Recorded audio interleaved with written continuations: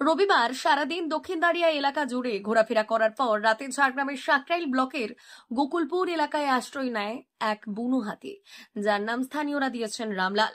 তবে সোমবার সকালে ফের গোকুলপুর থেকে বেরিয়ে পড়ে সে রোহিণী হয়ে ডাহিচক, তারপর চুনপাড়া পর্যন্ত পিচ রাস্তা ধরে দীর্ঘ পথ হেঁটে যায় এই বিশাল দেহী গজরাজ। রাস্তায় রামলালকে দেখতে উৎসাহী জনতার ভিড় জমে যায় সামনে পেছনে, কেউ মোবাইলে ভিডিও তো কেউ ছবি তুলতে ব্যস্ত। চুনপাড়া এলাকায় এক গৃহস্থের বাড়ি থেকে ধানের বস্তা টেনে খেয়ে ফেলে সে। ডাহিচক এলাকায় এক ব্যক্তি রীতিমতো বেপরোয়া সাহস দেখিয়ে হাতির লেজ ধরে টানার চেষ্টা করে, যা ছবি এবং ভিডিওতেও স্পষ্ট ধরা পড়েছে।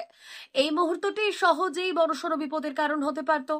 রামলাল মূলত শান্ত স্বভাবের হলেও খাবারের খোঁজে লোকালয়ে প্রবেশ করেছে বলে মনে করছেন স্থানীয় বাসিন্দারা। জঙ্গলি খাবারের অভাবে সেই লোকালয়ের রাস্তায় উঠে এসেছে বলে দাবি। তবে রামলালের রাস্তা দিয়ে হাঁটার কারণে বহু বাস পণ্যবাহী গাড়ি থেমে যায়, সৃষ্টি হয় যানজট ও অসুবিধার। আর এই ঘটনাকে কেন্দ্র করে বন দপ্তরের ভূমিকা নিয়ে প্রশ্ন তুলেছেন এলাকাবাসীরা। এখনো পর্যন্ত রামলালকে জঙ্গলে ফেরত পাঠাতে বা নিয়ন্ত্রণে আনতে কোনো কার্যকর পদক্ষেপ নেওয়া হয়নি বলে অভিযোগ। স্থানীয় বাসিন্দাদের দাবি, বন দপ্তরের পক্ষ থেকে দ্রুত ব্যবস্থা নেওয়া না হলে ভবিষ্যতে বড় বিপদের আশঙ্কা অমূলক নয়। এখন সময় এসেছে বন দপ্তরের আরো তৎপর হওয়ার। গজরাজ রামলালকে নিরাপদে জঙ্গলে ফেরানো এবং জনসাধারণের সুরক্ষার দিকটি সমানভাবে গুরুত্ব দেওয়ার।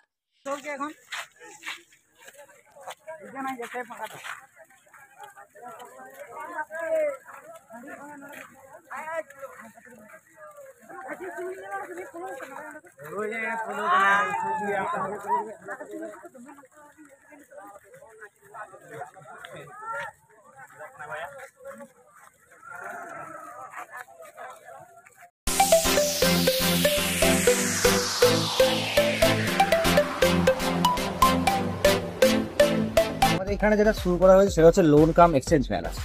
ঠিক আছে, তো লোন কাম এক্সচেঞ্জ মেলাটা আমরা যে কারণে শুরু করেছি, এখানে কাস্টমারের কাছে গাড়ি পৌঁছে দেওয়ার জন্য, যেটা আমাদের শোরুমেও পাওয়া যায়। বাট লোন কাম আমাদের যে এক্সচেঞ্জ মেলাটা যেটা রয়েছে নর্মালভাবে, তার মধ্যে অনেক কিছু আমাদের এক্সট্রা অফার থাকে। যেমন হচ্ছে আমাদের ISI হেলমেট পুরো ফ্রি অফ কস্টে আমরা দিচ্ছি, 5 লিটার পেট্রোল ফ্রি অফ কস্টে দিচ্ছি, যা অ্যাডভার্টাইজ লাগবে সেগুলো তার উপরেও 10% ডিসকাউন্ট দেওয়া আছে। এছাড়া আপনার এক্সচেঞ্জ বোনাস থেকে শুরু করে আরও অনেক কিছু অফার আছে। ঠিক আছে, তো আপনারা আমাদের লোন কাম এক্সচেঞ্জ মেলাতে আসুন, আরও বিস্তারিতভাবে আপনাদেরকে আমরা বোঝাতে পারবো।